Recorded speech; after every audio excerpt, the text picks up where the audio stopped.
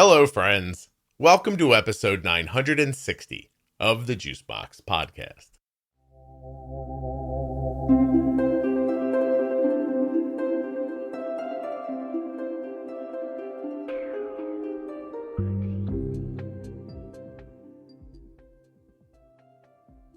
On today's episode, I'll be speaking with Rick. Now, Rick is the father of 2 children with type 1 diabetes, and he has a really incredible job. Rick has created, written, and produced some really awesome children's television. His brand new show, Drop Diaries, is available right now on Netflix. While you're listening today, please remember that nothing you hear on the Juicebox Podcast should be considered advice, medical or otherwise.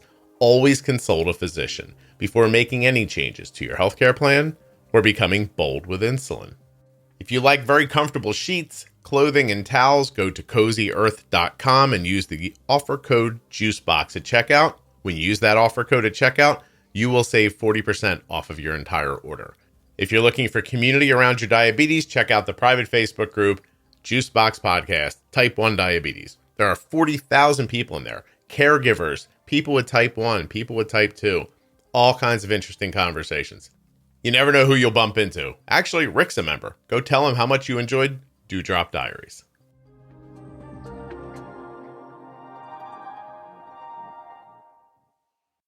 This episode of the Juicebox Podcast is sponsored by Omnipod 5. Head right now to my link, omnipod.com/juicebox. There you can learn all about the Omnipod 5 or the Omnipod DASH. You can get started, check into your coverage, or even request a demo. There's no reason to wait. Head over now, omnipod.com/juicebox. And before you start with the Omnipod 5, check out my 3-part series about getting ready for Omnipod 5. It's at juiceboxpodcast.com/Omnipod 5. I start every day by drinking AG1. AG1 is a foundational nutrition product, and it gets me going. I feel hydrated, ready. I know all those vitamins and nutrients are in there. I'm supporting my gut health, and that's how AG1 helps me to get through my days. It doesn't matter if you're going in an office, out for a run, or making a podcast. Drink AG1. So if you want to take ownership of your health, it starts with AG1. Try AG1 and get a free 1-year supply of vitamin D and 5 free AG1 travel packs with your first purchase. Do that at my link, drinkag1.com/juicebox. My name is Rick Saval, and I'm the father of 2 T1D daughters. I'm also a television writer and producer. I was the head writer on Amazon's animated series, The Stinky and Dirty Show, and I created the new Thomas and Friends reboot that came out last year.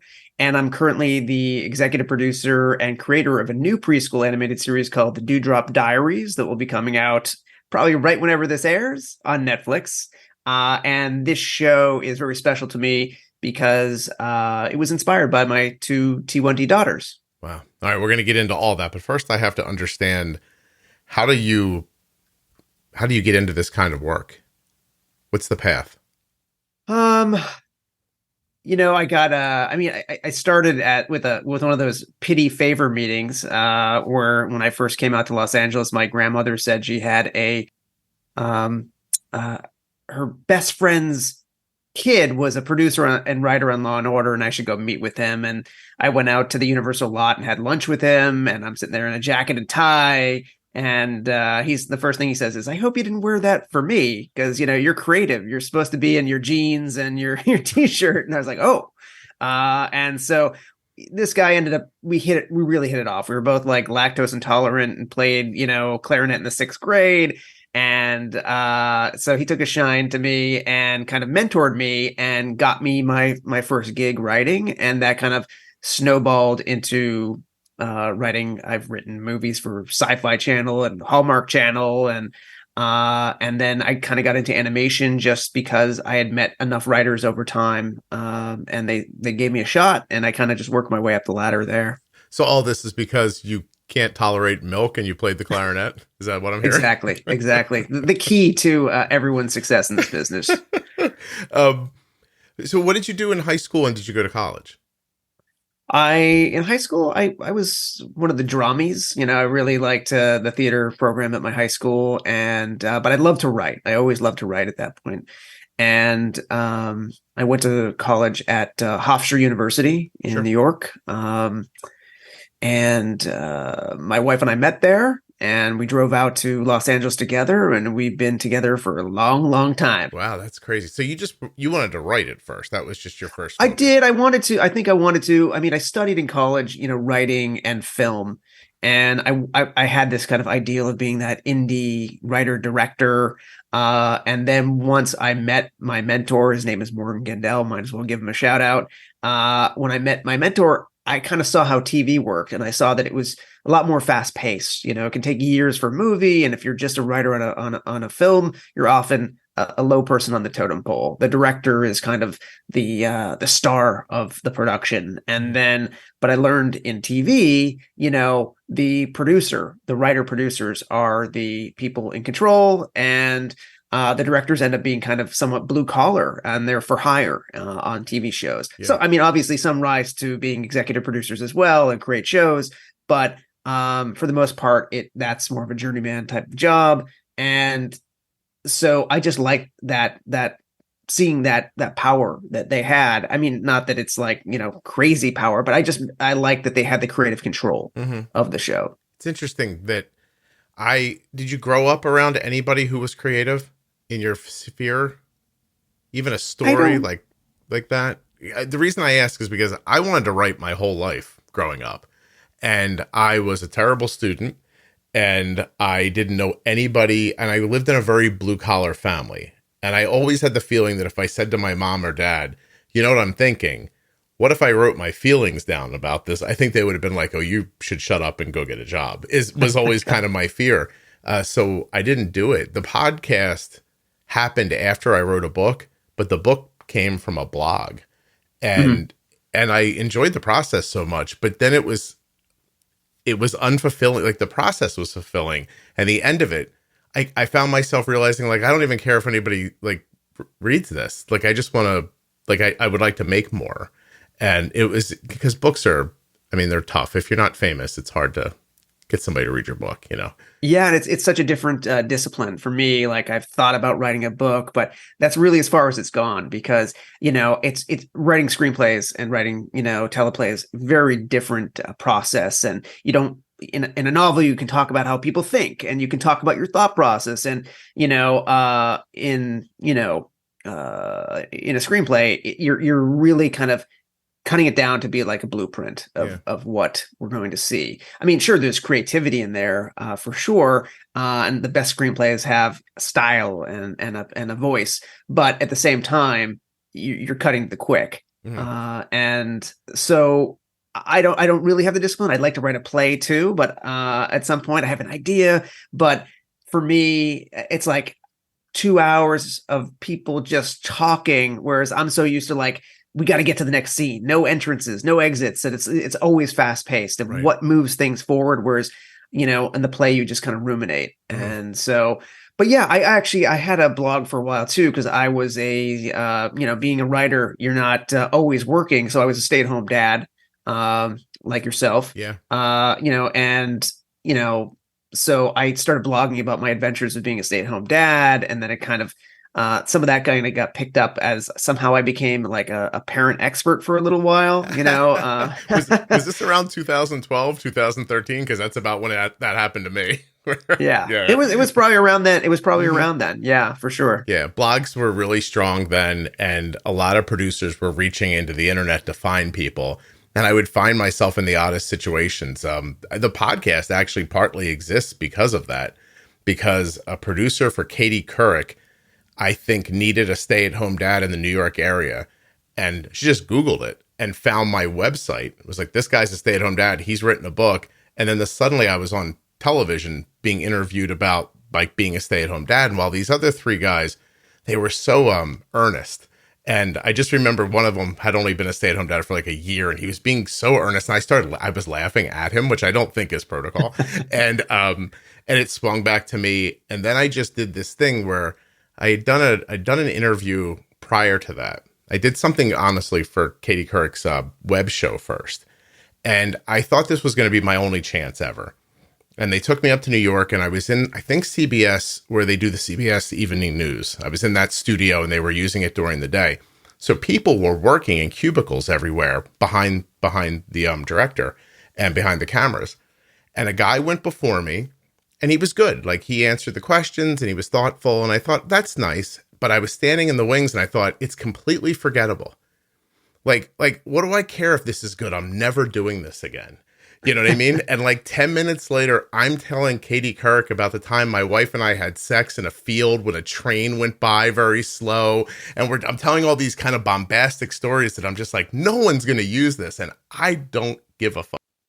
I'm going for it, you know? And she's laughing. I look up, the people in the cubicles are laughing. Everyone's having a good time. And like a week later, I get this note from her assistant, and it says, hey, the raw footage from your interview is like going around the office and people are having such a great time. The actual thing we're going to use is like 90 seconds long because you didn't say anything we can actually use. And I was like, I don't care. But then 2 weeks later, come on the TV show. And when I was walking off, again, I kind of thought this was it. And she grabbed me and she goes, you're so good at talking to people. And I said, oh, thank you. And then I didn't know what else to make of that. But like a year later, as blogging waned away, I thought, oh, I'll make a podcast because Katie Couric said I was good at talking to people. And that was the entire basis I had for even trying this, which was ridiculous. That's amazing. That's awesome. It's just dumb luck, honestly. It's not lactose intolerance and clarinets, but it's pretty good. So you and I intersect each other originally, right? Because you have two kids with type 1, but one of your kids is named Arden. Correct. Yeah. When I was Googling around, like I was struggling for like, what's out there? What resources are there? And I was like, and then I'm like, wait, there's another T1D dad that has a kid named Arden. I was just like, wow. So I think we exchanged some messages a long time ago. I sent it to my daughter and she goes, get out of here. Are you serious? And I was like, yeah. I was like, that's crazy, right? Because there's only, I don't know how far you looked into it when you were naming your children, but we looked at the time that we picked Arden as a name. I think there was fewer than 10,000 people in America named Arden, and more than 50% of them are men. It's like an older man's name. Yeah. Like, so I don't know. That just seems very random, you know? Yeah. And we love the name because it was so rare, you know, We're like, oh, this is great. It's not quite Apple, but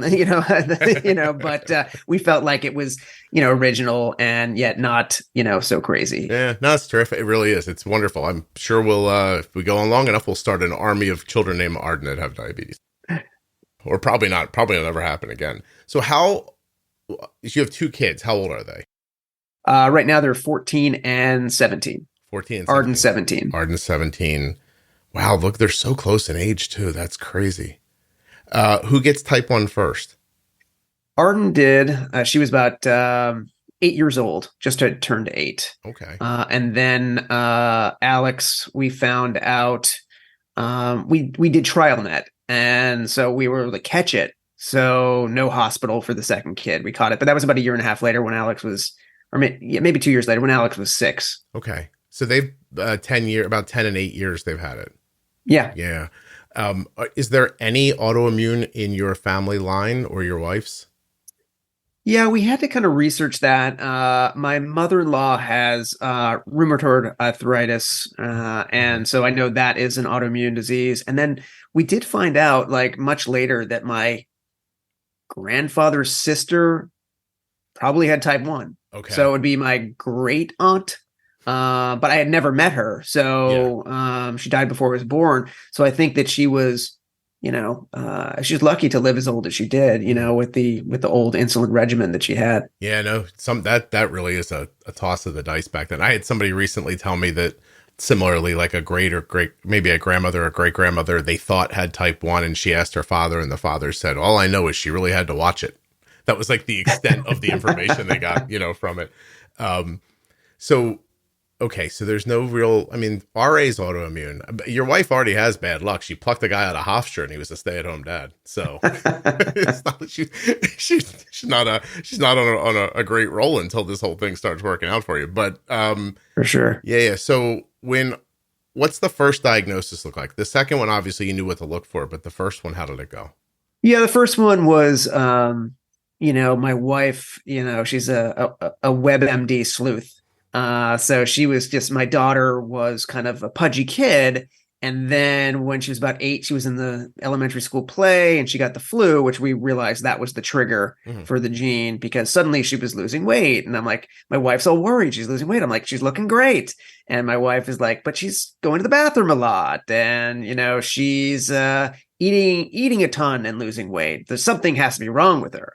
And I was like, there's nothing wrong with her. And so my wife eventually said, I think she could have type 1 diabetes. I'm like, Wow. I didn't know anything about that. So we were scheduled in July, like a month after my daughter's birthday to go in for her physical. And I said, okay, let's just wait till then and we'll go in and I'll ask the doctor about that. And Right. so my wife agreed to kind of wait for that. Meanwhile, my daughter goes to summer camp and for some strange reason, she was passing out from time to time. My God. But we took her in, and I remember I said to the doctor, "Oh, my wife," as it was like Columbo. One last thing, I was like, "Can you see when you do blood work that if she has type 1 diabetes?" My wife thinks, and the doctor says, "Oh, let's do a urine test right now." And she said, "Oh my gosh, her blood sugar is 711.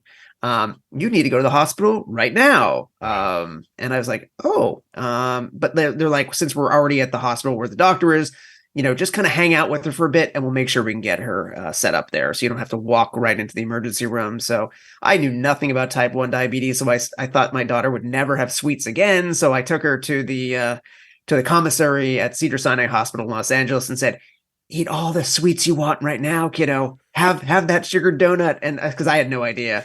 And so she's just mowing that down. And then they come in into the hospital like, that's probably not the best idea, but we'll get it under control. Rick, you got crazy dad logic. I love it. Also, what's the bigger concern in the moment? That your daughter has type 1 or that you're going to have to tell your wife that she was right and you were ignoring? Well, it's always worse if I have to tell my wife she's right. Exactly. And she always is. She always is. But yeah, so it was fine. I mean, we had that, that I think 2-night stay in the hospital and where they kind of gave us that whirlwind training that you forget every single thing they say and you're looking at this paperwork afterwards.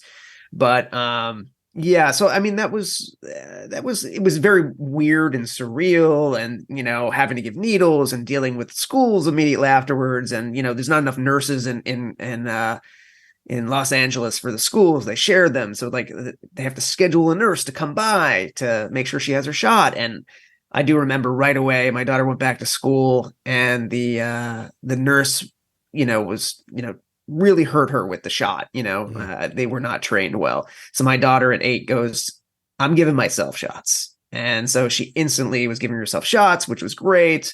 And yeah, so it was a difficult transition for sure. I would imagine. Did she spend much time in the hospital?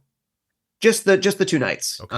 But she was never technically went DKA. So she was kind of just in it, I think that Vine had just come out, that 6-second video, social media thing. Yeah. So she's making Vine in the hospital and nurses, and she, she was just having a blast in the hospital. Like, hey, people are waiting on me hand and foot, Right. Oh, those people must be pissed about TikTok, huh? The Vine people. For sure. I bet they wake up every morning and they're like, damn it. We were ahead of our time. Well, it happens sometimes. Sometimes you have a good idea before everybody else is ready to believe in it. Okay, so sure. Does she use, well, she's on MDI for how long? Because I'm hearing when we were talking before we got on, like she's pumping now, right? Yeah, she was on MDI for the first 6 months. I guess that was protocol. Didn't know you could fight it and do things earlier, but they said we want 6 months basically so you understand how to do MDI. So we were about 6 months before we got the approval for her to go on the Animus Ping at the time. Yeah. Wow. No CGM at that time. There was. So we did get one about that same time. We did get the CGM. Was that G4? Yeah, it was the G4. Okay. No share, as you know, at that time. So I did that hack, the Night Scout hack, where I had the uploader phone, which would go in her purse at school and, wired to the CGM and send me the data. So I would have that. Yeah. I put my God, I don't think I've ever said this on here. You used to be able to buy like back then I think it was like three, I don't know if it was G's or 3G, but it was like a cell phone repeater that you plugged in. And I bought one of those and like artfully put it in the middle of Arden's classrooms that she was in. And like I was getting data from her that way. And that was, nice. Yeah, that was before the school had Wi-Fi. They were like, what are we doing? I'm like, I'm just plugging this in right here. You won't even know it's here. I'll be back at the end of the year to get it from you. Don't worry, plug. And they went for it. So awesome. Yeah, it was pretty awesome. It was actually hairy back then. You had to like, there was a lot to do.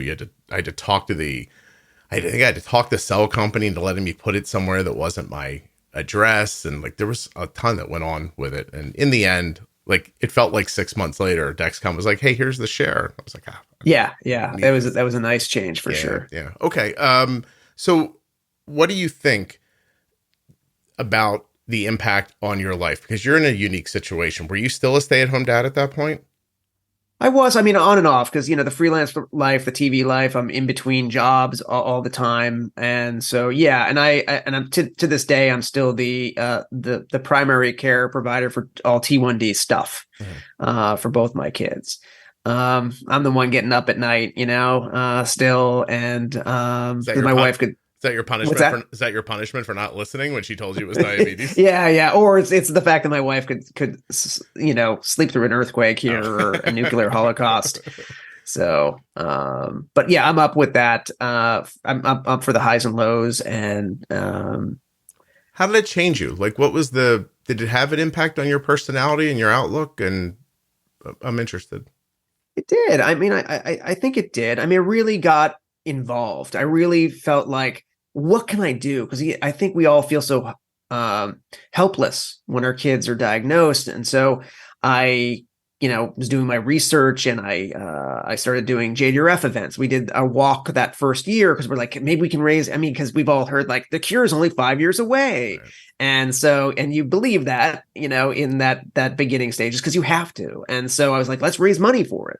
And we raised a lot. And so as a result, the JDRF reached out to me saying, hey, would you want to be on the board of directors for the Los Angeles chapter? And that just felt like I was doing something proactive. And I would be able to get, I would hear about the research early. I would, be able to kind of, help, raise money for more research. So I was really into the JDRF. I still love the JDRF. I'm not part of it now, but I still, am associated with them. Part of it was I was mentoring newly diagnosed families, in the area. Mm-hmm. They would often assign me that, and they became a big part of our family. Our Arden was, their spokesperson for the walks on the news and stuff like that. Yeah. So she was just cute and great personality. So they would use her picture, and she would go around and do talks when she was 8 and 9 years old. Oh, that's something. I think my Arden did. We went down to, I think, the ABC studios to film a commercial for the local walk, and she's just sitting there like smiling and waving. And I asked her about it recently, and she's like, I don't remember that. I was like, great. Good use of our afternoon. So, but I take your point too about this stuff. Like, we jumped in with JDRF very quickly. Honestly, the blog started because I didn't raise very much money the first year. Mm-hmm. And I was like, how did I put all this effort into it? And I raised like a couple $1,000s, and I was like, I'm going to use the internet. Everybody's talking about the internet. I'm like, I'm going to use, seriously, that's how long ago it was. I was like, I'm going to make a thing. And I got on, I had an Apple computer, and it had this program on it called iWeb. And I used iWeb for sure. Yeah, the promise of iWeb is you could put your thoughts on the internet. And I was like, get out of here, seriously? So I used that. And I started writing a blog before, honestly, I don't even think I knew what a blog was, when I was doing it. But I take your point, like, in the beginning, you have that feeling of like, we really, like, I want to help, and I don't know how, so it's kind of a terrible feeling if you can't fulfill it, because it just feels like you're not doing anything. Yeah. That's why the minute I heard about Loop, I went out and found those old Medtronic pumps and started looping with both my daughters. I immediately was doing loop. I was doing anything I could to kind of make things better for them. We've tried, all the different pumps. We've tried, MDI. My younger daughter's in an Afrezza study now. I mean, I'll do anything to try and kind of make their lives better if I can. Yeah. How does she like that? That's in the inhaled insulin. How's she liking that? Yeah, it's great. I mean, it is so fast. And I mean, it's that ultra rapid. So if she's, we can't take it before eating, and we often can't take it before she starts to go up because it's that fast. So the minute she starts to see the rise, she can take it. But like if she was 300 and she took the Afrezza you look at those Dexcom numbers, between the high number and the next number, it's already going down. So she can drop, in minutes back to normal. Oh, that's interesting. So, and that's just a meal insulin. Is that correct? No, part of the study that she's doing is that's all corrections and meal, everything. But she still has to take a basal insulin. Okay. She's shooting Tresiba or something like that? We just started Tresiba because we were using the generic Lantus, which doesn't last as long. She would start to rise, but Tresiba I think is 42 hours. So yeah, it's interesting. It tails itself a little bit, and yeah, which is nice. You don't have a drop off like you do with Lantus and Levemir. And does she like that, or is she just doing it to do it? Like, is she indicated to you? Well, she definitely likes the little bit of money she gets every time she shows up, but she's 14. But she actually really likes it because she's very shy about giving her. She switched to MDI, somewhere around 6 to 9 months ago. We were getting a lot of scar tissue on her stomach where she likes to put her pump sites. Mm-hmm. So she was not getting good absorption at all. So we switched to MDI, and it was much better, and she was liking that a lot. She really likes MDI, right? Because she's very active too, and pump wires get in the way, and she likes that. And so when it came up to try the Afrezza, she's like, "Sure, I'll try that," and she loves it because she would wait in class to, she likes to put in her legs. She doesn't want to pull down her pants in class. She doesn't want to go to the bathroom. She's too embarrassed. So she will, but in class, she can take out her little thing and pretend she's vaping to make all the other middle schoolers go, "What's going on?" And, but she's allowed to do it. Yeah. So she does that, and she loves it. And so she's just much more on top of it. That's cool. How long does the trial go for? 1 year. Okay. How long has she been at it? 1 month. Oh, wow. That's the very beginning. So Arden only ever did one thing, when I think Omnipod made a change to the PDM, and the FDA required them to basically put it in users' hands and make sure they could operate it. So they needed people to come to this office and do it. We drove, I think it was down in Philly. Then we drove down, and Arden just sat at a table and took direction from people and did everything. And they filmed her. And when it was over, they gave her $500. And she was like, "Yes, we have now found it." Like, she's like, "What am I going to do with all of this money?" And I was like, "I don't know. What do you think?" And I believe she bought clothing with it. So, but yeah, it's interesting when that stuff comes. Well, I'd love to hear about it at the end and see how it goes. Was there any, was Arden like, "Hey, I'd like to do this too," or was this something unique? Well, she couldn't because it's only for kids that are on MDI. Okay. So in this particular study that they're doing, because they want people that are already on the basal insulin, so they can swap out shots for that. Okay. So, and Arden is about to hit 18 next in a month and a half. So they want it's an under 18 study. Yeah. Is she going to college? She is. She just got accepted to UC San Diego. Oh, lovely. And that's where she's going to head. Is that far from home? It's about a 2-hour drive, or she can hop on a train that actually goes right into our town in Burbank, California. So that's kind of nice that we don't have to drive down and pick her up, that kind of stuff. Yeah. No, Arden is about a 14-hour drive from us. Oh, wow. Where's she at? She's at SCAD in Savannah. So, okay, great. Yeah, she wants to do fashion design, so she's going there for that. But prior to a year ago, I'd been to Atlanta once in my entire life. Or in Georgia at all. And in the last year, I think I've been there 6 times. So My daughter starts going to college there. My son graduates from college, and he's like, I got a job. And I'm like, great, where? And he goes, Atlanta. And I'm like, are you kidding? I was like, what do we live in Georgia now? So anyway, I've been there quite a little bit. Well, I wish her a ton of luck. I hope that's successful for her. Is she nervous about leaving with diabetes, or are you nervous about it? I think so. I mean, I think she's doing well. I mean, a lot of pressure this time of year, trying to get into college and finals and AP exams and prom, all that fun stuff about being, a 17-year-old. So I think she was a little nervous. She was waffling between two colleges, but when we actually went down there last weekend to check it out for the first time, and she just felt at home. It turns out one of my diabetes parent friends has a kid who's going to be in the same dorm as her next year, who's a type 1 diabetic. And so I think she's handling it pretty well. I mean, she has a tough time managing her diabetes. She's one of these kids who she worries about lows, so she lets herself go high in stressful situations like a test or I'm doing the choir show, and just unplugs, and then suddenly you're like, why am I 400? Why do I feel like crap? Yeah. And so I'm a little nervous for her, like what new stressors will there be in college, and will you be able to handle it? In terms of, I'm sure she will, but I just want to make sure she's on top of it. And my wife is prepared to like turn off the Dexcom when my daughter goes to college because she just doesn't want to know. I'll tell you that my biggest like speed bump so far has been that Arden is 18, and they're respectful of the idea that she knows she's at college and we're paying for it and that kind of stuff. Like, she's not an ass about it or anything like that. But there is this thing where they could just not answer you, right?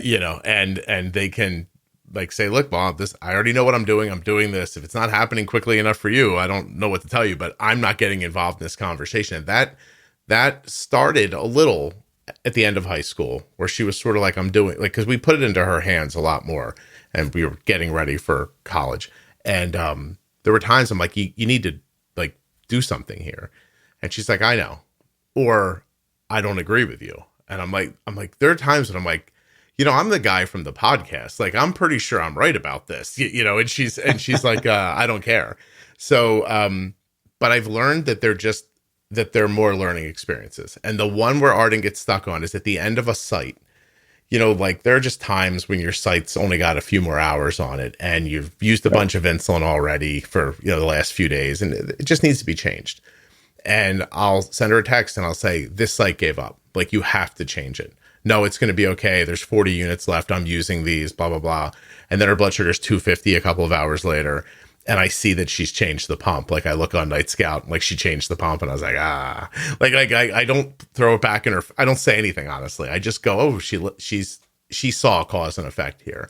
And she's getting better at it as time goes. So very recently it happened again. And I said, hey, I know you don't like this as an answer, but that site's not okay anymore. You should change it. And never answered me, but she changed the pump. And I was like, oh, I think I won. Yeah, I think it's the same thing. I'll say to my daughter, I'm like, come on, I can tell you unplugged. I'll send in a text message and stuff like that. There's no answer. And then you see the number go down, because she's actually corrected and replugged in. Does she have an experience that makes her concerned about lows, or is it just a theoretical worry? It's theoretical. That's what's kind of that's what bothers me, is the fact that it hasn't happened. I'm like, I always say to her, I'm like, we haven't let you die yet, and so she hates when I say that to her. But I'm like, she hasn't had a dangerous low, and so I'm just really, it baffles me. But but I'm not a type 1, so I don't know what goes through her brain, and we all have different things that bother us. So. It's just something she's working through. We've tried to work with her, and she tries. She's like, "Can you help me lower the basals?" And so that I don't, that the pump doesn't take me too low. And so we, that's kind of how we've dealt with it. Does she have anxiety about anything else? Yeah, I think she's an anxious person, but she, like I'm saying, she's doing a lot better, in this past few months.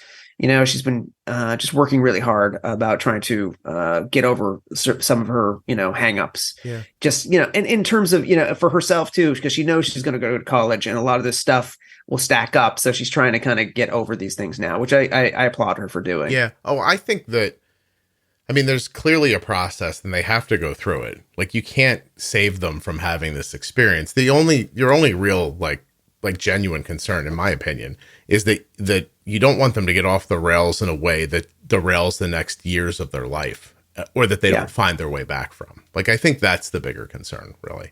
Yeah, I just remember I remember going, I don't know if your Arden went to like any of the diabetes camps, during the summer, but like we went up there. We first went to the family camp, and then she's gone every summer since. But I remember the counselors had took the parents aside for a while and told their stories to us. And one of them said, don't get mad at your kids about their blood sugars, because if you start yelling at them about their diabetes, they'll rebel at some point. Like, we all rebelled. We decided just not to bolus. And I was like, wow, it opened my eyes. So I've always kept it kind of even keel, even when I'm doing exactly what you're doing, which is, hey, by the way, sight's old, keep it even keel and never get angry, that kind of stuff. And, obviously we're concerned for her health if she keeps it up, certain things. And we have, honest conversations about that. But I'm so glad I got that advice early on, that I, try and keep it, because, we can all get kind of worked up, about things. And I work hard not to. And I kind of keep, my wife is the emotional one about diabetes. And I'm kind of, for me, I'm like, I've compartmentalized it. It's all business, I'm like, time to change the site, time to do this. Oh, your blood sugar's high. You need these many units. I'm always talking to the kids that way. It's very business oriented. Yeah. No, I think I fall more towards your side of it as well. Listen, Arden had a tough week last week with her period, and I saw her fighting with her blood sugar like for days. And, it kind of beat her up by the end of the week. She's like, between my period and my blood sugars and like school, she's like, I'm exhausted. So we talked to her Thursday and we're like, just go to sleep. Like, just come back. You don't have class on Friday. Like, go sleep it off a little bit. And she's actually did that today. And, it does remind you to take care of yourself. And I think the issue can be, and this is just me kind of extracting from conversations I've had with people, but you can get into that situation, be faced with it and say, okay, I'm going to do the things that help this. Or you can just like throw your hands up and be like, screw it. And people have come on over and over again, in their late 20s to tell their story about college. And they go one way or the other. They're either like, I went there and I took really good care of it and I'm good, or I went there and I ignored it the way you'd be worried about. And it did me in for a good stretch of time after that. And then, it took me a while to get back to it. And that's the part, again, that's just the part I'm trying to avoid. I'm sure she'll be fine. Like, it's just, you're supporting her, you're available. I think that's a big deal. She knows you're there and you'd be willing to help. I couldn't shut off the Dexcom. That part I don't understand. I can't do it, but I have seen her get angry at my wife for, bugging her about her blood sugars. And then she just turned Share off and I don't have anything either. So, but she just, then, she's over being angry, a few hours later, and then Share pops back on. But, so that's funny. And, but that's a mother and daughter thing too, maybe, just like you don't go out to check on your own kid on the pitcher's mound when, you don't send a dad out to talk to their son while they're pitching and it's not going well. Right. So, yeah, that's your mistake there. So tell me a little bit. I picked through your IMDb a little bit, but tell me a little bit about about the path you've been on with animation and what got you to this project.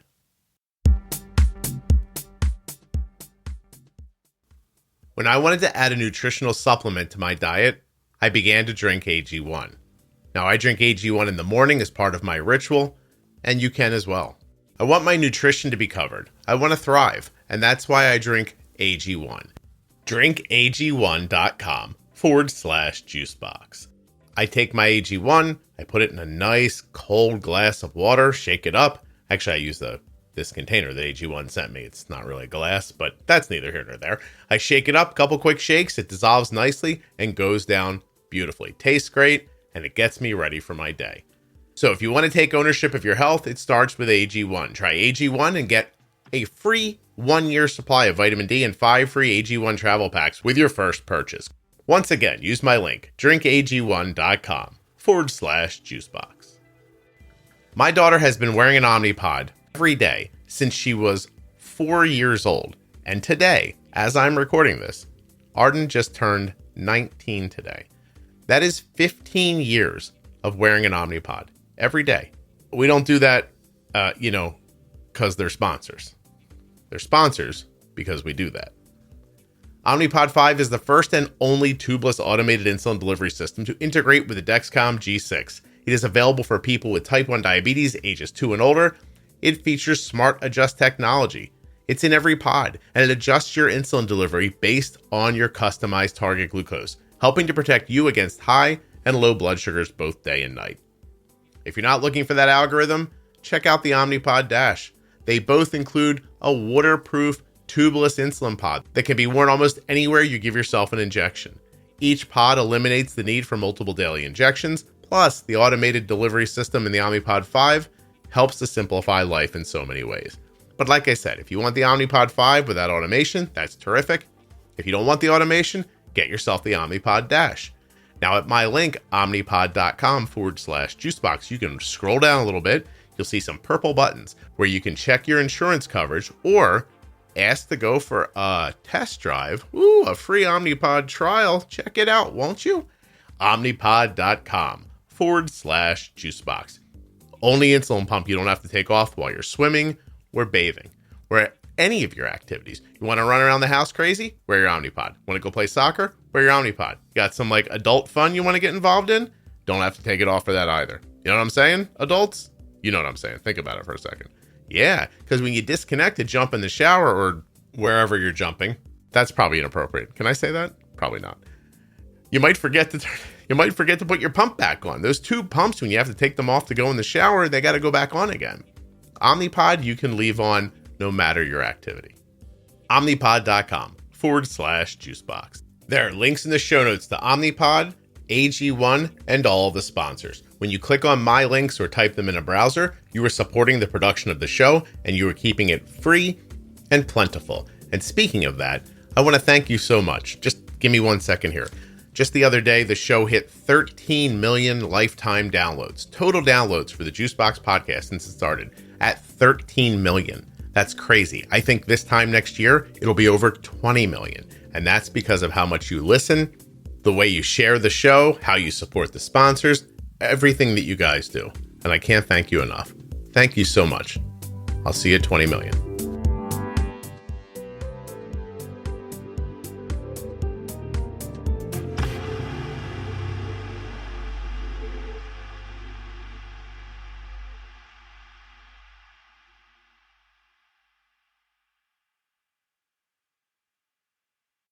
I was able to do a couple animated, series episodes early in my career, and then but they were kind of one-offs with not people that were like regulars in the business. And I always kind of wanted to get into animation. I've always been a fan of it.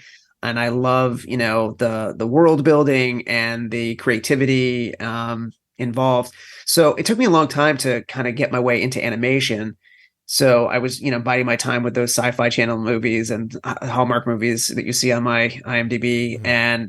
But then a friend of mine had created this show called The Stinky and Dirty Show on Amazon. And he said, you want to write an episode for me? And I'm like, for sure. And I actually got kind of blocked at the time by Amazon because they felt that I didn't have animation credits. I didn't have preschool animation credits. It's a slightly different type of writing. Mm-hmm. And so, but my friend was like, writers write, I can teach him how to come up to speed really fast on that kind of stuff. But he's a good storyteller and I believe in him. And they initially said no. And then, because I think they were wanting the Amazon, was new and they wanted all these Emmy winners. And eventually when those people didn't work out, kind of rested on their literal laurels, they, not even, putting periods at end of sentences. My friend said, now can we bring Rick in? And they said yes. Yeah. And in the meantime, this friend was such a good friend. He's like, let's build you up some street cred and get you on some other shows. And he recommended me for a couple other shows. And I was able to get some animation credits while I was waiting for that. And to Amazon's credit, though, they basically said, "Oh, this guy did a good job. Maybe next season we can make him the head writer." So that worked out really fast. Beautiful. And so that kind of started on the path there. I don't know if that. No, it does. I'm also wondering if it's when they start off and they want those pedigree people, if the pedigree people aren't like, oh, we can steal some money from this real quick and and move on. And then you get to the people who really want to work, and it makes sense to me. Does that show still run, or how long did it go for? It's still, I mean, we got a couple seasons out of it on Amazon. It's still there. People are still and the great thing about the way streaming is, new people discover it all the time. I had a meeting the other day where their kid's 4 years old, and he's a boy and he loves trucks. And that show is, for your listeners, it's about, a dump truck and a backhoe loader who are best friends who solve problems with garbage and resourcefulness. And so, it's very, quote unquote boy show. So, anytime a 4-year-old's flipping through the dial, they see the trucks with faces on them and they're like, I got to check that out. Yeah. So we get new fans all the time for sure. So that's still out there. It's interesting. It works the same way for the podcast. There are people who just find it 9 years after it started as if it's brand new. It's really, for really sure. Kind of and there's always a newly diagnosed family every day. So yeah, that doesn't seem like it's going to stop anytime soon. No. So then you get that, I guess, time, right? Mm-hmm. How many episodes do you think you wrote on by the time it was over? I might have written at least 10 episodes on that. And then I was, the head writer. So as a head writer, you work with the freelancers and you kind of help shepherd their stories along, and then you rewrite all the phases. So, a freelancer is not going to quite know the voices or how we like things written and, some story points. So we kind of go in and we kind of rewrite. Okay. Does that lead to another job that leads to another job? It did. I got that, and that led to my relationship with Amazon, doing some development work, and I end up working at Disney afterwards. That led to a job at Disney. The same guy who created the Stinky and Dirty Show, he got a job as a head writer over on a Disney show called Tots. And he asked me if I would be willing to go be a staff writer for him. And there's not a lot of positions in animation. It's like staff writer, head writer, and then you're either the creator or you're not. Yeah. And so I said, sure, I'd love to. And it was almost like a vacation. I was not the head writer, so I could just write scripts and help break stories with the rest of the writers and, just kind of, and then develop my own stuff on the side. And so while I was working there for a couple of years, I sold a bunch of shows, original ideas or some stuff based on IP. And one of the things I was developing was Thomas on the side, Thomas and Friends, the reboot. And so that went forward. And in the middle of that, a show I had sold to DreamWorks, my newest show, Drop Diaries, got picked up by Netflix. Wow. And so I kind of launched Thomas and, produced about 32 of the episodes and a standalone movie for them. And then I went on to work on the show that I created. Okay. And this show is coming out right now on Netflix? Yep. Wow. What's it about? It's called the Drop Diaries, and dewdrops are my made up, term for these little family fairies. It's a show about, every home with kids in the world has fairies secretly helping them with the little things that can fall through the cracks. It could be, you misplace your lost tooth, they see it fall under the bed and they have to get it onto the top bunk before the kid falls asleep and puts his head on top of the tooth pillow. Mm-hmm. So the tooth fairy gets it in time. Or it could be you left your favorite toy at the park and they got it. These little tiny fairies have to bring it, back. And so it's a girl power show because I've got 2 daughters and I was inspired by them. So, but part of it was I wanted to create this kind of metaphor for little kids that can do anything. Because, a lot of us T1D parents are like, you can do anything. Nothing's going to stop you. Diabetes. Now, the show's not about diabetes, but it's just that spirit of feeling like I want my kids to be able to do anything. Mm-hmm. So, and being little tiny characters, it's a metaphor for being a kid and reaching for big goals. And so, but I felt like if it's a fairy, actually, originally they weren't fairies. They were just little characters that helped. And Dreamer said, could they be fairies? And I said, well, let me think about it. If you give them magic and flight, you're taking away all the ingenuity and creativity they have to do to get things done. So I said, so what if we compromised and they're fairies in training? They've got wings, but they can't fly. And they've got one magical power each. One can talk to animals. One's got some super strength. One has this magical melody that can lull you to sleep. And, it's really fun. And like I was saying, it's girl power, but it also, I want to do a show that I would want to watch as a parent. Right. And so every episode opens with like an action adventure homage to some action movie like Raiders of the Lost Ark. And so it's just really fun. So boys and girls can both watch it. It's a preschool show, but has fun kind of stakes and danger to it.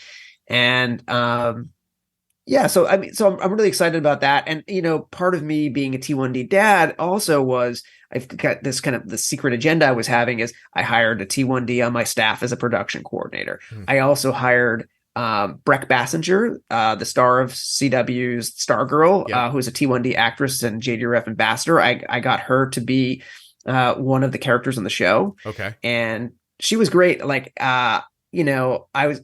DreamWorks said, "Oh, we asked her to read." I'm like, "Can't we just make her the offer?" Like, and she's like, "No, I'll read, and it's my birthday, and I'm going to read on my birthday for you." And I was like, "How awesome is Breck?" And so that was great. She read and got the part. And I hope if we get a second season that I want Nick Jonas to play a dad character on the show as well. Nice. Oh, that's excellent, man. Is there, like you said, there's no diabetes in the show. Have you thought about ways to do it and it just doesn't work? Like, do you know what I mean? Like, is it too niche-y for people? It is to a certain extent. I mean, especially in the preschool space, it's too much to explain, especially to kids that don't have it, right? Mm-hmm. And so, I've got this constant glucose monitor, my blood sugar is low. It's really hard to show, and especially in that younger age. And even if you look at like Pixar's Seeing Red, there was 2 characters with CGMs and pumps, but there was never mention of it, right? Because it would slow down story. So it's hard. But if you look at like the Babysitter's Club on Netflix, I think it was Netflix, they had that has a T1D character and they talk about the blood sugars and they did a pretty good representation of type 1 diabetes, better than I've seen out there. So it really is hard to, like at preschool space, if you wanted to show a disability, it's probably someone in a wheelchair kind of thing so that they can kind of identify and see it. It just has to do with the comprehension thing at that younger age. I mean, I wish there was a way to show it and spread awareness that way. I had a friend who had a live action preschool show and he was saying, "Hey, we're going to make one of the characters a type 1 diabetic." I said, "Fantastic." Mm-hmm. And he's like, "So we're going to debut them on the Halloween episode. What candies can't they eat?" Yeah. You're like, oh. I was like, I don't think you should do a type 1 diabetic. You're going the wrong. Well, maybe you could put a device on one of them and never mention it. Exactly, just like Seeing Red did. I think that's a fun way to do it, and just kind of, and just especially for the kids out there. I think with Seeing Red, it's like when you see a Dexcom in the wild, right? You see someone at Disneyland and it's on their arm, and the kids are always like, "Oh, look," right. So I think it's that kind of identification. Just like I want it to be like the American Girl doll that has the type 1 diabetes and has the pump and all that stuff. But again, it is a little bit difficult for that younger age group, and so that's why I really still wanted to, promote awareness by hiring Breck and hiring a type 1 diabetic on my staff. And so, and just being a T1D dad, I wanted to just whatever I can do to get the word out about. So I know I'm on your show, but I'm hoping to go on mainstream, non-diabetic podcasts and talk about how diabetes was an influence and just really kind of get awareness out that way. For the people older than 4 years old. Right. Well, I have a suggestion for somebody to do a voice who I think has a great voice and has T1 too. From Wizards of Waverly Place, Jennifer Stone. Yes. She's got a great voice. That's my pitch right there. I think she was one of the 2 people. I think we were circling her and Mary Mauser from she's Ralph Macchio's daughter and Cobra Kai. She's a T1D. Yeah, sure. And Breck, and so I think we were circling all of them for potential roles in the show. Okay, well, so I didn't have such a new idea. Never mind. No, and Jennifer is actually, she works her day job these days. She is a nurse at a hospital right here in Burbank. Yeah, no, I know. I've had her on the show. She was terrific. She was such a normal person that I told her when we were done. I was like, wow, you were so great. Like I've interviewed other people who have a degree of fame, and there's sometimes like, a veil between you and them. And she was she was so cool. It doesn't surprise me, actually. She has a pretty popular podcast that she started recently about the TV show that she was on, and it doesn't surprise me at all. So I don't know if you'll find this boring, but I want to understand like the whole process of pitching a show to Netflix. Like, what's that like, and how long does it take? Well, so initially I pitched to DreamWorks directly, and DreamWorks sold it to Netflix, but similar process. Okay. What if I went into Netflix directly? But I had a connection to DreamWorks, a friend knew one of the executives there, and they said, "Oh, would you meet with Rick?" And they said, "Sure." So I came in with an idea. I came in with kind of a 3-page pitch, and I asked my next door neighbor, who's a visual artist, to like draw 2 pictures of a little tiny character with a leaf hang glider, and that I would I bring to the pitch, and I pitched it verbally. And again, it was. They weren't fairies at that point, so this is part of the process. And they liked it. They saw something in it, and they said, "Could you make it fairies?" And we had that back and forth. And I said, "If you do it my way, I think that'll make it work and make us both happy." And then it just becomes an evolving process. There was quite a few back and forths before they purchased the idea from me. Right. And eventually, after a couple rounds of notes, they said, "Yeah, we'd like to move forward and pay you to develop this with us." And DreamWorks takes a while because they do such a comprehensive pitch package. So they spent a lot of money on visual development. We did a whole animation test. We brought in an actress to do a voice test for us with the animated character, who ended up being so great that she's one of the stars of the show. Wow. And so we had, I think it was like a 64-point PowerPoint presentation, all with art. And so this is bigger than, I mean, like I have the ability to go in and pitch 3 pages directly to a network, but having this big behemoth of DreamWorks behind me and that pedigree, and they're, when they make the deal, they're ready to go into production, right. And I also had to write a pilot and a series Bible to present as part of the development process. Mm-hmm. So we had questions, during the development process, the paid development process, like, well, we've got these 3 Dewdrop best friends that live in different apartments, but they're tiny. How do they get in touch with each other? Do they have cell phones? Right. And I was like, no. And I remember it was just like in the moment of like, they have do alerts. It's kind of like Batman's bat signal, but they shoot out these light butterflies that go and get each other.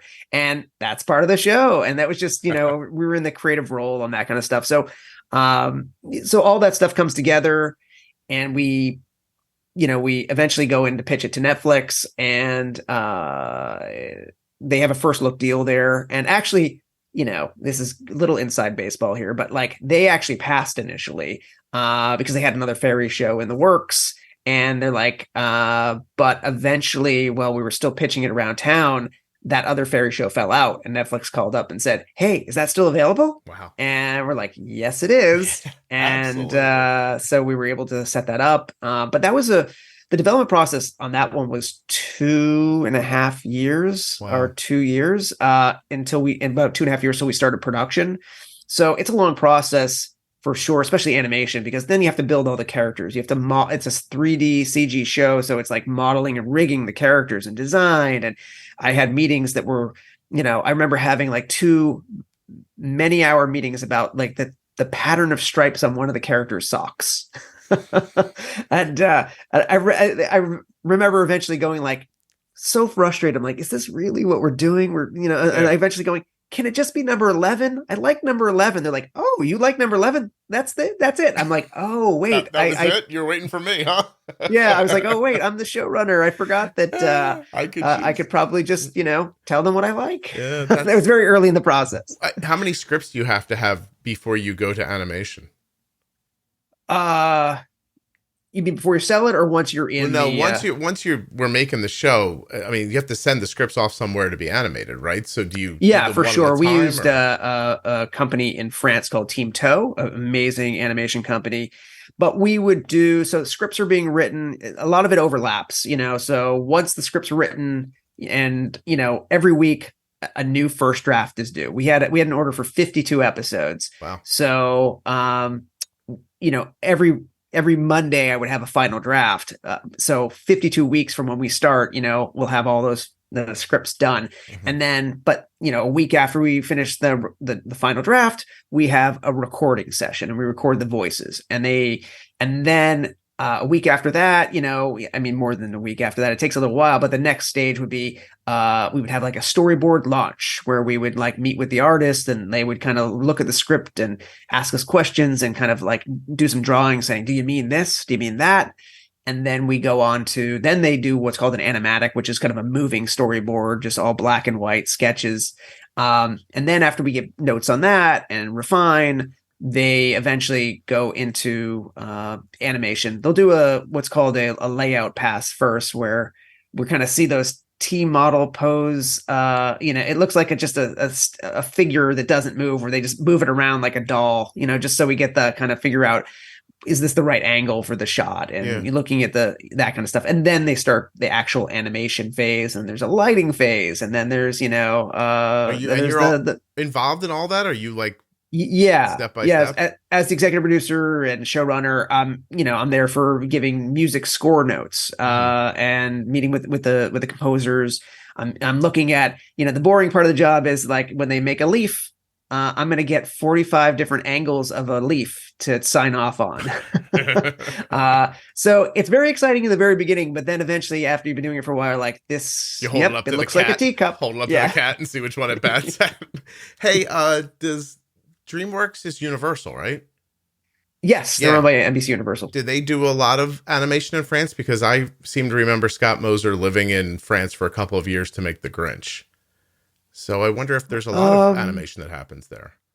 Yeah. Oh no, there's a lot of different animation studios in France, but there are a lot of them in like Vancouver as well. Mm-hmm. A lot of places go to India and Korea, but there's quite a few in France. Yeah. No, I mean, I don't. That's a really, like I said, I don't know if I could even explain all of that, but Scott used to be Kevin's. Well, I guess Scott maybe is Kevin Smith's producer still, but he's moved on and done some other stuff, and he made the Grinch movie. And I just remember, on his Instagram for 2 years, he suddenly lived in France, and then the movie was ready, and then he didn't live in France anymore. I was like, oh, that was interesting.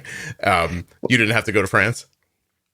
No, because it was smack dab in the middle of the pandemic. So we had like every day, 9 a.m. our time, 6 p.m. their time, we would have like an hour meeting to catch up and figure out what needs to be done and give notes, that kind of stuff. 52. That's a pretty good commitment, right? 52 episodes. Yeah. It turns out to be like 2 Netflix season drops. Okay. And then is it one of those things that you think is it one and done, or do you think they'll want to talk if it does well, or how do you talk about that? The hope is, because it's Netflix, they're going to need data and see how many clicks we get and how many people watch, 3 minutes, or they watch all the way through and want to watch the next episode. So they'll need at least, probably 8 weeks worth of data to see if it's a hit. And then if or it could grow, somewhere in between, like we're talking before, like Stinky and Dirty could have a brand new audience, but they could suddenly start to grow and realize, okay, yeah, we'll pick up another season, another production season. So we'll see. My fingers are crossed. This is my baby. The show is my love letter to my daughters. And so I really want another season, and I really want to see it continue. And I have an idea on how in another production season, how to show disabilities in a different way, not quite type 1, but I think disabilities are important to be represented on screen. So I want that done. And I've got, so I have ideas on where to take another season of this show. You just made me wonder if the people listening to my podcast know that I have to sit in meetings with advertisers and tell them my listen through rate while they're deciding if they want to buy more ads and things like that. How freaking mind-numbing and somehow scary it all is. Like the last quarter of every year of my life is spent walking around on eggshells, trying to bring the podcast back to people for like another year. And it's you've had some sponsors that have been around forever, which is great. They're very cool. Like the people who support the show are amazing at how they do it. It's the new people that come in.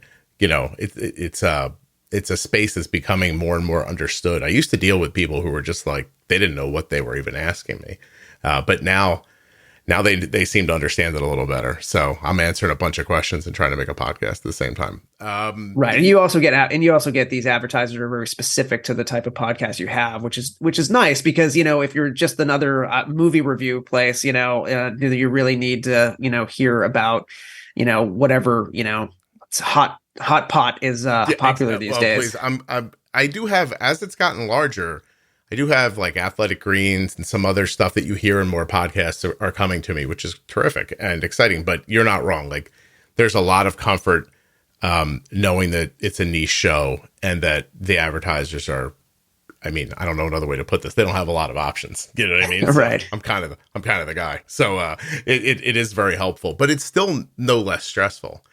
Like you know, for sure. I've been doing this for 9 years, and if I see 2 days go the wrong way on downloads, I'm like walking around the house like, it's over, forget it. My wife's like, isn't it Easter? I'm like, that doesn't matter. They could listen. So I feel for you. I hope you can avoid that and just sit back and enjoy the ride. What do your girls think of the show? They're a little old for it now. I mean, Sure. but I think about it. I came up with it 6 years ago and it's finally coming out, but still they're great. And my older daughter is interested in animation as a potential career. So she kind of likes checking out the animatics, and I'm actually going to her high school animation class next month to kind of show the process. I told you all those steps. Yeah. I'm going to show the opening. I've got this great like opening on the pilot where it's this like, you see the little fairy running from like the boulder in the cave from Raiders of the Lost Ark. And then she jumps out into the light and you realize she was behind the couch and the baby just pushed the soccer ball after her. That's excellent. And so I basically am showing all the different stages of that one, 90-second clip to the class saying, okay, here's the animatic and here's the initial drawings and here's the T-pose phase for layout. And here's the animation. Here's the lighting. And so, but they dig it. I mean, my little one who's not so little anymore. She's taller than me now. She's 14 and she's in that very grumpy, I'm a teenager. She just grunts. So I don't know if she likes it, but I think she thinks it's cool that her dad does this, but she won't say anything to me about it. Yeah. When you do a gag like the Raiders thing, is it for adults watching? Is it just for you? Or is it your way of like kind of secretly showing a little kid something that you love? It's all of that. I mean, It's like, whenever you try and do a joke, and especially in the younger thing, it has to play on their level. So you can't do, verbal, puns as much or, verbal jokes that they're not going to understand. They'll understand, they fall on their face and that's funny, but, so that kind of thing. But they're seeing the danger of this giant ball after them going with wide eyes. They're like, this is crazy. But as the parent who's co-watching, they're like, oh my gosh, that's Raiders of the Lost Ark. Yeah. Or they're like, oh my gosh, that's Tron. Is that Tron we're watching? Right. It's like, so they're kind of having a fun time. And I like to give those winks to parents. I mean, there's so many shows out there that don't do that, the parents are like, this is terrible. Why does my kid like this show? But it's like, you want them to kind of, while you're doing laundry to go stop for a second to go, that's pretty funny, you know how long it can stick with you too. I can sing. I think I could probably sing the opening to Out of the Box. And and a couple of other those. I mean, the Little Einstein's theme is still ringing in my head. So it is nice to give something, that if I'm in the room with it, at least I can. Maybe you should slip in a couple of esoteric back and forth. The kids will stare through it, but maybe. Yeah. No, it's great. So I do try and do as much, humor that I think the adults will watch. And the show is technically what they call bridge, which is like a little preschool aged up a little bit. So we have a little bit of that danger, but we also have to be careful. Like we don't want like to see the kid climb on the chair with books on the chair to read something. I have to be, cognizant of, that's interesting. Those type of things. Yeah, that's very interesting. Do you, so then you're working on this show now. Does that preclude you from doing other things, or how's your time? It does. I mean, like I have been exclusive to DreamWorks. I'm past kind of the exclusive phase right now. So they need me definitely during writing phases and certain phases of production to be totally exclusive. I'm always allowed to develop my own stuff. That the question became like, if one of those turns into a job, but development takes so long, as we were talking about how it took me 2.5 years, you got to get a job in between. So I try and develop a lot of stuff, and but I've reached a point in my career where I can probably work on 2 shows at the same time. Maybe take a little bit of a backseat, more like consulting producer on one of them, and give kind of very specific notes, or sit into like a color correction session or something like that. It's interesting because I don't think people think about that. I mean, I know I hadn't in the past, but I'm assuming it's it's not like the show runs for this many years and you get paid every week, right? You still have Right. bills and you have to live, and somebody wrote you a check, and now that part's over, I assume. So now you're doing the work, and you have to keep yourself moving. Like that's Yeah, for sure. interesting And work. like when I was exclusive, I had finished the writing phase, but I was still exclusive at that point for looking at animatics and animation and giving notes and that kind of stuff. But I got an opportunity. My old show, Thomas and Friends, they said, "Hey, we want someone to write a Christmas movie for us next year. Would you be willing to do it?" And I just asked DreamWorks, "Hey, can you give me permission in my contract to work on that movie?" And they said, "Sure." Oh, that's And cool. so you just got to be above board. If I came in and said, "Hey, I want to also show run another show for your competitor," Yeah. they might be a little less likely to say yes to that one. No, thank you. If you have a good idea, give it to us. Is that the idea? Yeah, too? exactly. Yeah. But now, like I said, I'm not exclusive at the moment, and so which is great. That's why I'm doing some freelances for other shows coming out, and while I wait to see if we're going to get picked up for another season. It's interesting. It's interesting, isn't it, how everything has changed? Like when my kids were little, like a Pixar movie, for example, like and DreamWorks and Pixar were like putting movies out in the theaters constantly. And now it's almost like that's not really the focus anymore. Like it's almost like movies come out in theaters as an addition to their being dropping on somebody's streaming service or something like that. Yeah, I mean it's very strange. I mean, we've been talking about this lately because we're talking about getting. I've been talking to DreamWorks about publicity for the show, and like, why haven't we done it yet? I mean, it'll be out there by the time this thing airs. Right. But the thing is, people don't have the same attention span anymore. So you don't see. I like when I was a kid. You would see a trailer for a movie coming out next year, like 12 months away, or the big summer tentpole you're getting at Christmas. They don't do that anymore because no one's going to remember, and they only care about the now. So the bulk of publicity for my show is going to happen once it airs, or like in the days leading up. They'll drop a trailer like a month before, and then in the days leading up, there might be a little bit, but the bulk of it's going to happen after, because we don't want parents to go, "Oh my gosh, this Drop Diary sounds perfect for my kid. Where can I watch it? Oh, it's not out yet." Yeah. Forgotten. It makes sense. It really does. I'm always talking with people about, like, there's so much content in the podcast and it's so relevant to people. But if I don't keep repackaging it and showing it back up, they start thinking it's old. And I'm like, no, there's a conversation that lasts about 90 minutes about how to bolus for the fat and French fries. I don't need to do it again. It's right there. Like go use that one. It's interesting. Yeah. I always have that feeling like if it wasn't for, but at the same time, if it wasn't for that, if that's not how people's minds work, then we'd all be watching MASH still, because that was fine. That was, that was great. Like, why don't we just do this over and over again? So it's tough because when you're creating it, you want people to enjoy it. And when you're consuming it, you're like, where's new and more? I just miss movies. I grew up going to the movies, and there's a beautiful movie theater 2 miles from my house that is sitting absolutely dormant with weeds growing out of the parking lot. And it's heartbreaking. It's so sad. Yeah. So sad. And then in the theaters you do go to now, we're all like, I don't know how to put it, but it's not quite right. Like, it's digital, but it doesn't look great. And it's not about the experience of being at the theater. And I don't know. It feels like a thing I wish would come back a little bit, but I might sound old, so for sure. Anyway, I'll make a bunch of money one day. I'm going to open up a drive-in. That'll be it. I love the drive. We took the kids when they were little. I remember when my little one was first diagnosed, we're like, what we just wanted to do something with them that we could control and be with them, and like, let's go to the drive-in. And there's a few out here in Los Angeles. So that was I just remember it being a great night. Yeah. My wife used to get off the train even after we were married on Fridays, and we would just rush home, get changed real quick, drive over, like sit around in the back of the car and watch a movie. And it was fantastic. But anyway, to your point, everybody is moving so quickly. I mean, we're not even measuring things as, did I turn it on? It's like, did I stay? Like, I've walked out of 2 movies in my entire life. Like, honestly, 2. And I'm almost embarrassed to tell you, I hated Ed Wood and I did not like Robin Hood Men in Tights.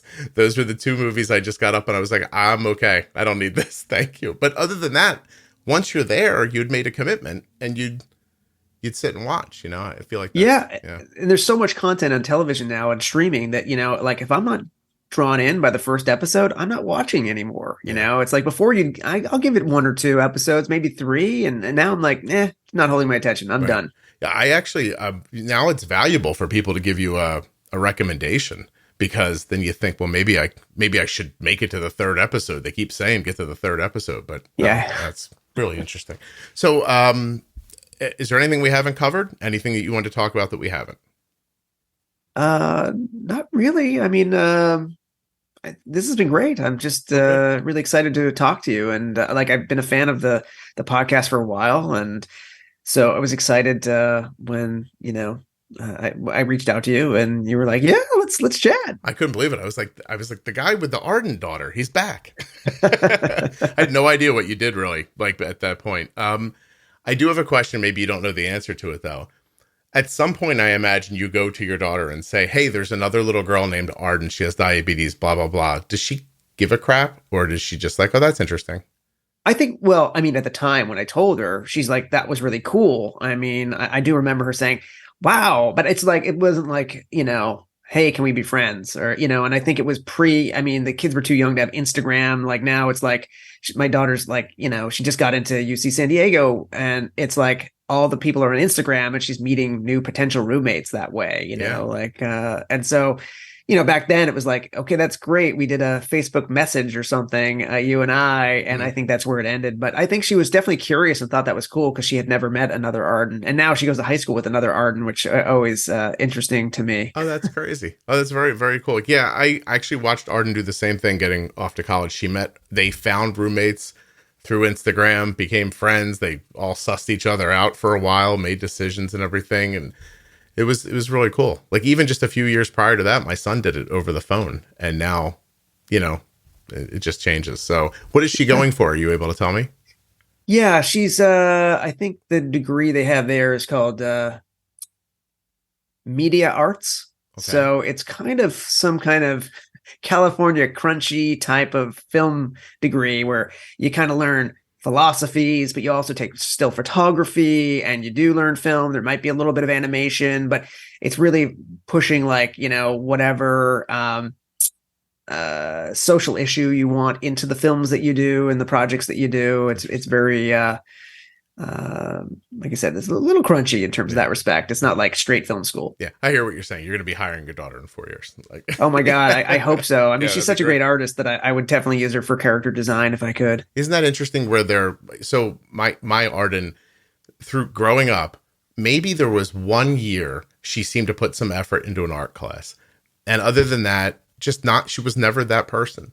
And leading into her senior year, she says, I want to go to art school to learn how to design clothing. And we were like, you don't sew and you've never drawn anything. And I was like, are you sure? Because her backup was pre-law. She's like, either that or I'm going to be a lawyer. And we were like, okay. And so we supported her, obviously. But when you send her off, you're like, I wonder how this is going to go, And she sent a drawing back to us, and I was like, wow, is she gonna like power her way through this? And I don't know, like she when she first got there, she's like, I don't know if I can do this. She was a little shaky. And I told her a story and I sent her a picture. This is gonna be very strange for some people, but I sent her a picture that Howard Stern drew on the air about 20 years ago. It's a caricature of somebody he works with. And I sent a picture that he drew of a field near his house in the last couple of years because he's taken to painting and sort of in his 60s. And I said, the same person who drew this horrible caricature painted this. And I said, I've heard him say that anybody can teach themselves how to do this. And so I said, I don't see why you couldn't either. And she sent us something back a couple of months later. And I was like, I'll find it and show it to you before we go. But I'm like, oh my God, you did this? And she said, yeah. She's like, she just sits in her room and practices. And she doesn't even want to draw. That's part of the curriculum. She has to learn how to draw first. And I think she's finally getting to the sewing machines now. But I didn't know what else to do because it seems like a thing. I think it seems like a thing, like what you do, or even this thing I'm doing, probably seems like magic to people, but it's not. Like I taught myself to do this. I taught myself what the equipment was, and then I taught myself, then I recorded and I listened, and I was like, that sucks. I wouldn't listen to this. I'm going to do it this way. Like I thought if I could teach myself this, maybe she could teach this to herself too. So it's very cool. So I want to wish your daughter a lot of luck. Thank you. It's so funny. There's so much alike because the same thing, like my daughter Arden was taking some animation classes.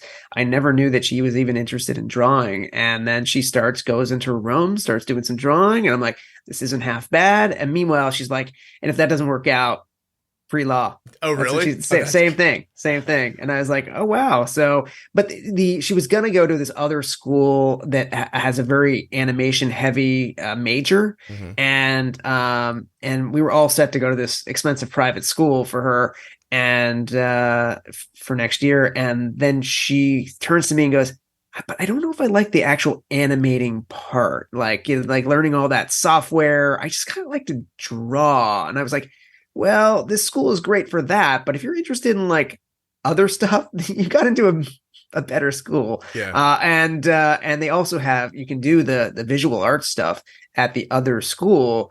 And then we went down there and looked, I was saying earlier this weekend, and she's like, oh my God, I feel like I belong at this place. And so I was happy to hear that. Yeah, it's very cool. Arden is incredibly comfortable where she is, and she definitely found the right spot. So it was awesome. Yeah. It's tough too, because my son is just like, he just wanted to play baseball. Like, I mean, I think he only went to college because he was on a baseball team, if I'm being perfectly honest. Mm-hmm. And he's like, well, I don't know what to major in. And I was like, you talk to him, he didn't know. So I was like, well, you're good at math, like do something mathy and maybe you'll figure it out from there. And he comes out with this like quantitative econ degree. And he's like, I don't know what to do with this. And I was like, you're kidding me. So he found a job. He's working for a subsidiary of Sony right now, doing like back end sports stuff. So like all the number stuff that you see on television when you're watching almost every major sporting event is happening, where he works, and he started there. But I don't know. I don't know how kids pick something to go off to college and do. I mean, you went to school, but like with what? Like saying like I'd like to write. You know what I mean? That's pretty vague, yeah. I mean, I didn't know. I had no skills. I mean, I made a video, like a spoof of Ghostbusters when I was in 6th grade, with a big deck-to-deck video system, and I got my dad's finger in front of the lens half the time, Have you ever heard me tell this story on here where I'm newly married and I make this announcement to Kelly one morning that I have this idea for a movie and I'm not going to go to work. I'm going to sit home and write it. And I hash out, I'm there all day and I hash this all out. I probably put 10 pages together, and she gets home and I'm like, here it is. And she reads it and she goes, have you ever read A Bridge to Terabithia? And I said, no, why? She goes, well, you're writing it right now. And I was like, are you kidding me? It was such a down moment. I had this this house and there was a fence in the back, and beyond the fence in the woods was blah, blah, blah. And doing all this. And she's like, yeah, that's a book. And I was like, God damn it. So anyway. And that's the hazard of screenwriting, is like every time you have that great idea, like as you're starting to execute it, you'll read in the trades that like, oh, so-and-so is making that movie. Yeah. Yeah. So you always hear about comedians texting each other like, you don't have a joke about like this premise, do you? Because, that's exactly how I felt it. And I have to tell you, that really, it kind of crushed me, like, because I was like, I only had like this one day, like how many more times is this girl going to be okay with what I just said to her? Like, I'm not going to work today, I'm going to write an idea down. Right. And we just, like I said, there was nobody around us that lived in that space, and so it just felt magical, not tangible. And anyway, I'm lucky that I got to do any of this stuff. Honestly, that's pretty cool. Well, Rick, I appreciate you doing this very much. I know you can't tell me exactly when it's coming out, but when people are hearing this podcast, your show will be available on Netflix. Yeah, right? They'll be able to find it on Netflix. And I think they're going to do some kind of big announcement about like Netflix Family Summer, but that'll already be announced before this. But yeah. Oh, that's very cool. Well, whenever that announcement comes out, get in touch with me, and we'll put it in the private Facebook group as well and let everybody know what's happening. So, awesome. Yeah, awesome. Thank you. Maybe we can get your first 40,000 listeners or viewers. All right. Awesome. That'd be amazing. They're very cool to talk to you. Hold on one second for me. Okay. Sure. Thanks.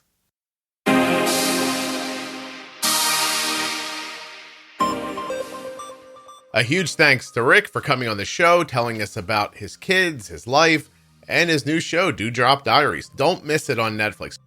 Not only can you support Rick and the show and Type 1 actors, But get this. Rick said, he told me online just a couple weeks ago, if the show gets a second season, he's going to let me be a voice in it. I'm going to be a fairy. I mean, if you guys go watch Drop Diaries right now, get going. What are you doing? Don't you want to hear me be a fairy? Here, I'll do a line from, after the music, I'll do it. I have to thank Omnipod for sponsoring this episode. Omnipod.com/juicebox. And of course, drinkag1.com/juicebox. Links in the show notes. Links at juiceboxpodcast.com. Okay, I have an idea. Hold on a second. Stay with me.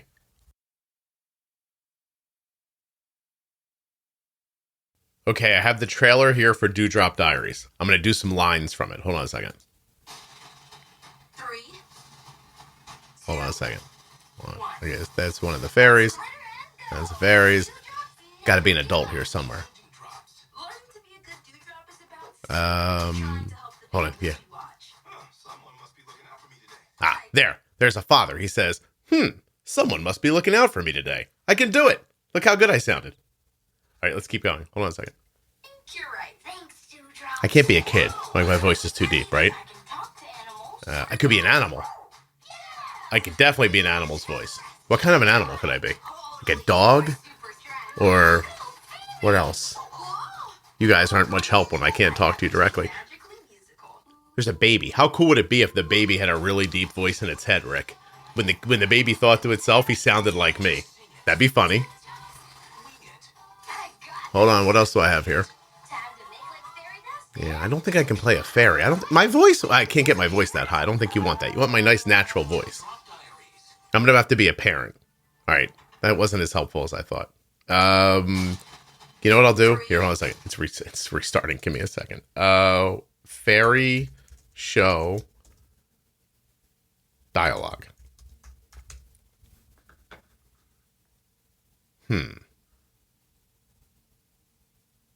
That's Midsummer's Night Dream. Hold on a second. What's the very famous fairy? The little one. Tinkerbell. Tinkerbell script. There. Here we go. Oh, a narrator. I could be a narrator for sure. Have you ever wondered how nature gets its glow? Who gives it light and color as the seasons come and go? I could totally do that. I'm like that guy. With the guy. You know what I mean. The books. Where shit rhymes. Anyway, I could do that. I could definitely be an animal. I could do narration, or I could be a parent. I have an idea. Hold on. I'm going to tell ChatGPT. Write a 30-second promo for the new Netflix show Drop Diaries. Okay.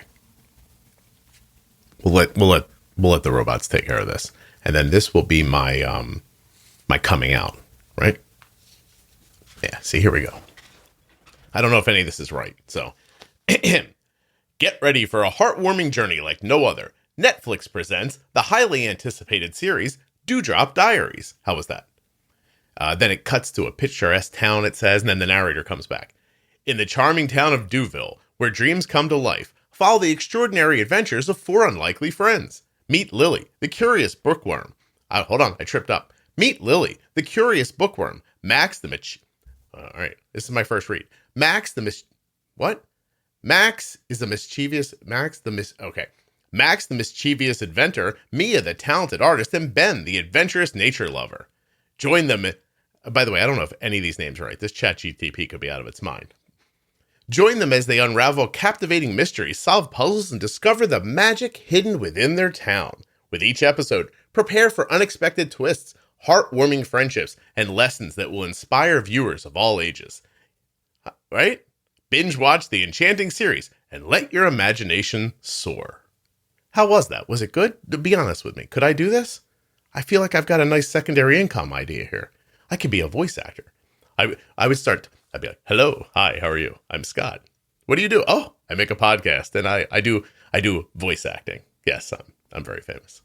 I'm on Drop Diaries. That's how I'm going to talk to people. If you guys watch Drop Diaries and get him a second season. I have to be honest, I just listened back to it. I don't think I should push my voice so hard. Rick, I'm going to need to be directed. That's for sure. I'm a novice, but I'll come around quickly. I just think with a little bit of direction and just a little prompting and maybe teach me how to sit up straight. And I have this little thing here. My lip gets a little wet. Like if I could figure that out, right? Right? I just need a little direction. And then I could be the man. I could totally be the baby's voice or the dad, or obviously you already have a dad. So you're going to need a neighbor. Like, so get a neighbor. I'm going to be the neighbor. This is it. I love this. You want me to go slower? I can talk slower, Rick. You want me to speed up and be faster? I can do that too. I'm very versatile.